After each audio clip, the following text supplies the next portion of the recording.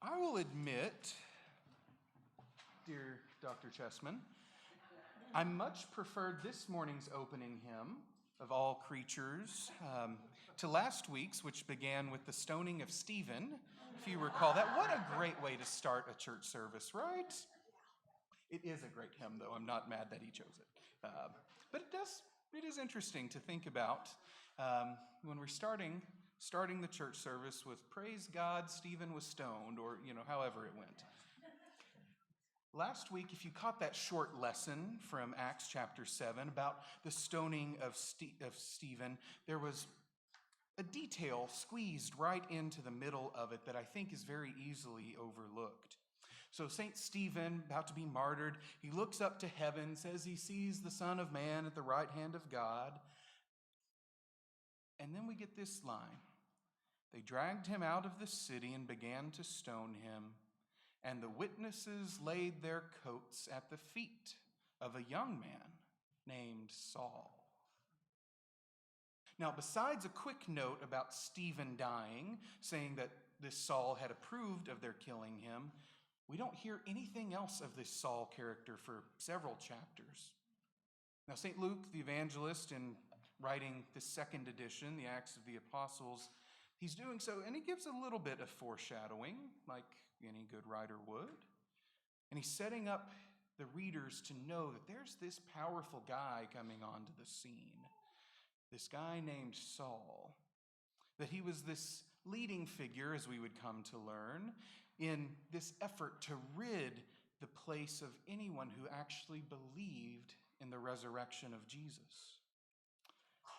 And that this Saul wasn't willing to get his hands dirty himself. Now, again, like I mentioned, Luke doesn't come back to Saul for several more chapters, but here the groundwork has been laid.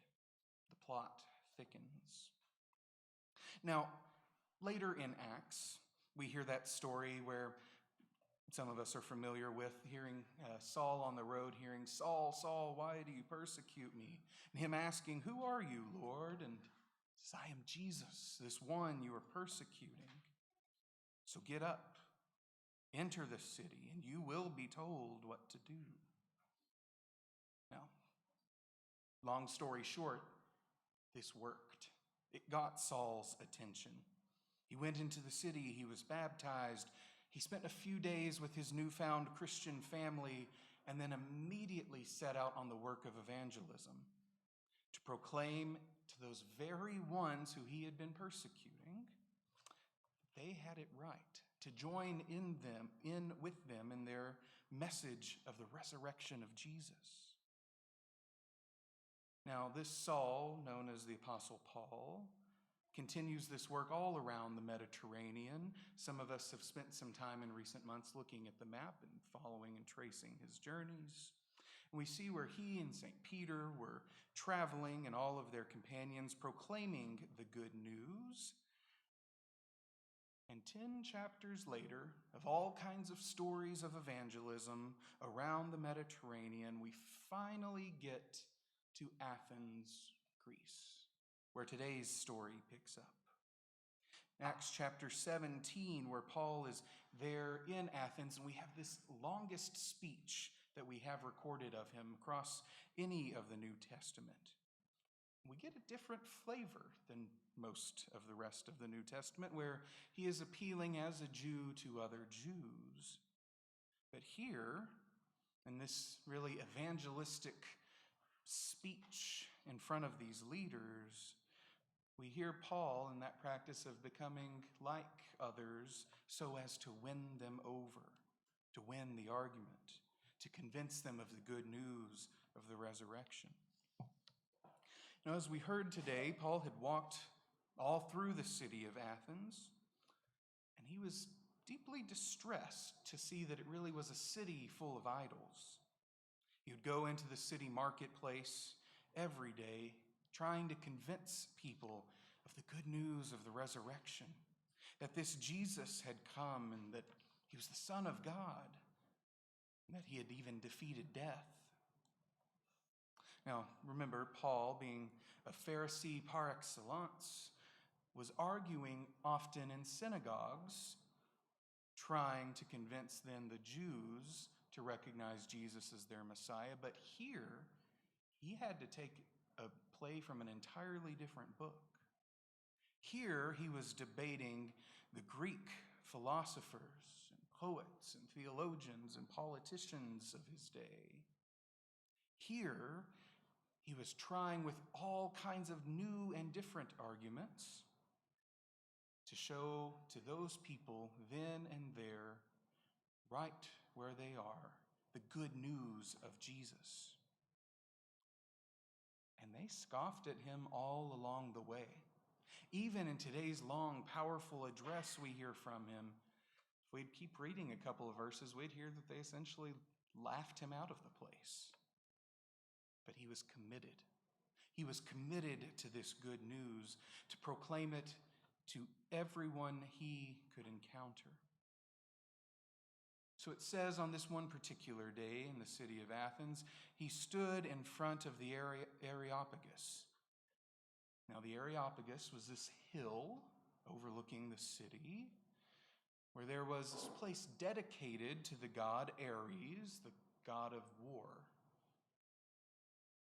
And here, this council of leaders, these philosophers, these trained debaters, these most educated persons would gather to try to make sense of the world around them, of the news of the day, of their city and their culture and their situation in life. And I don't know how ironic it is that the place where they gathered to understand the day is a place to honor and celebrate the god of war. And that's where they were to debate how their lives would continue, how they could flourish, how they could live well in a place dedicated to celebrating war.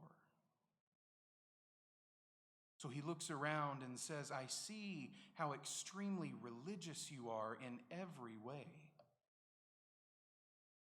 He's trying to win them over a bit with a compliment. They thought it was great how religious they were. But he's pointing at their kind of hyper-religiosity, this place that's always trying to find new gods, new ways to worship these new gods. Athens, the city kind of at a crossroads, was often importing religious practices from elsewhere in the world, places as far away as India and China, and just trying to take a little sliver of that spiritual tradition in hopes that maybe they could gain something from it, that maybe their lives would be a little bit better, that maybe, just maybe, whatever God that practice might be serving would be the one to help them out. Because they were nervous. They had all kinds of anxiety about their culture and their city and all of their life together because it was seeming to fall apart. This strong city of Athens had recently been overtaken by the Roman Empire. Everything was falling apart. Their institutions of higher learning, their places of counsel and debate, everything was up for grabs. They were so nervous and so wanted to cover all of their bases that they went and made an altar to an unknown God. They couldn't attribute any of the tribulations to the gods they knew. So they made an altar to a God they don't know, hoping that those sacrifices would reach the right one.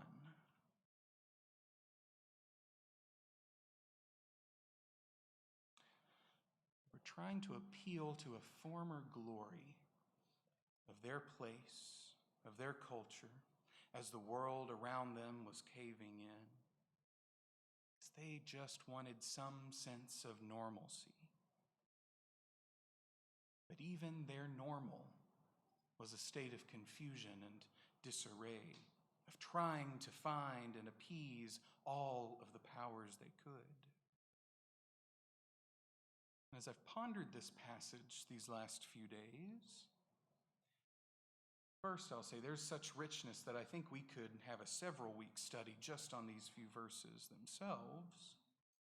But one thing that has just captivated my attention has been the similarities to our own day, where we live in a world constantly at a crossroads, where globalization has brought the gifts of great diversity, of thought and cultural experiences and cuisine and the whole 9 yards all together.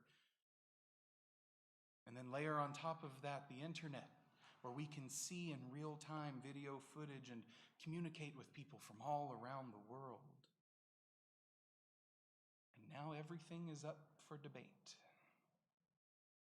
Everyone wants to have an opinion on everything, or so it seems. Most particularly opinions on the short video clips we get when watching the news or scrolling on our phones. And so we find ourselves polarized, like the Epicureans and the Stoics mentioned in this passage today. These two factions on opposite ends of so many spectra, trying to understand and make the best path forward for a life of flourishing and for a return to some sense of normalcy.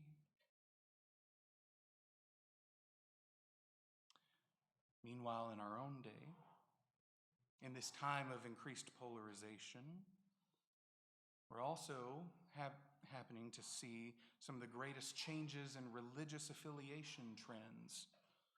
Many changes over the last several decades. Decades of religious obligation, then in many places turned to outright atheism, which in some ways gave up its own fight, and we started to see the rise of the spiritual but not religious.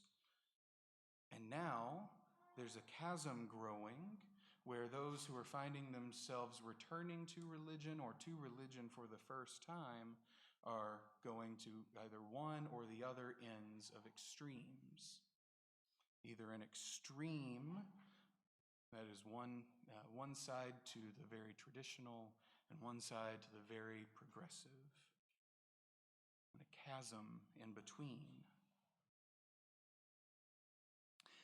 And because of that, there are numerous studies coming out showing us that it is the effect of this spiritual polarization in this society that's causing all kinds of problems.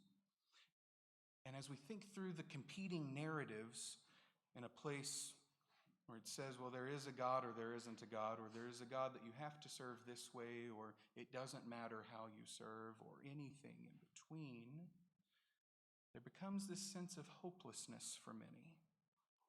Hopelessness when there is no one willing to say to them that that's something that is bigger than yourself, that you can't seem to name, is actually a gift of love.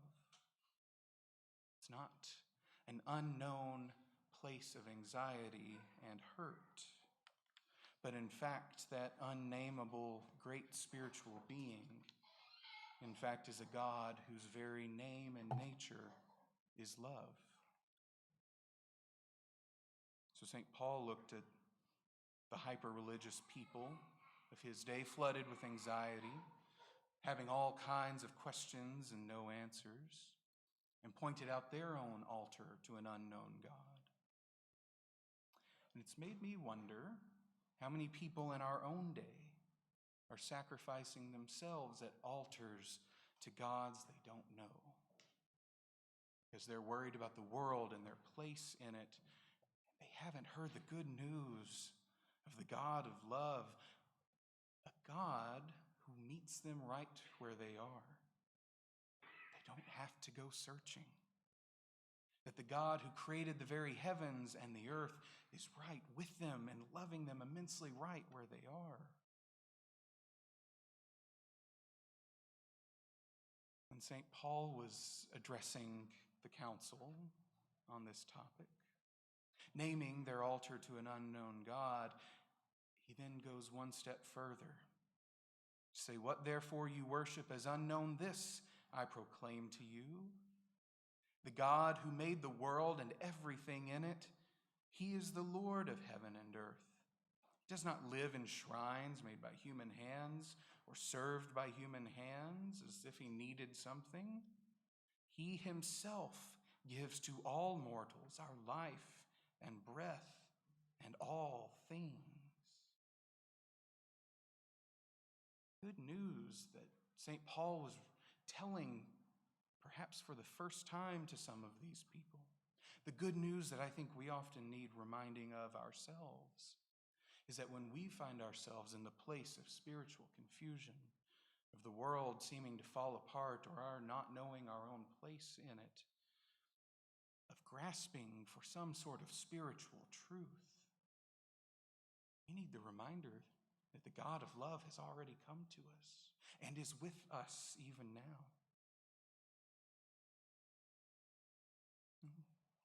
St. Paul, wanting to meet the people where they're at, reminds them of two poems, ancient even at their time, that they would have been familiar with. One of them says, "In him we live and move and have our being." And the other, "For we too are his offspring." He's reminding them that this God of love who meets them right where they are, even when they can't name him by name, has already been at work, has already been reaching out to them, has already been showing up in love. And his work, Paul's work of evangelism, in meeting the people right where they are, doesn't start by condemning, but by pointing out God's love and grace that's already there.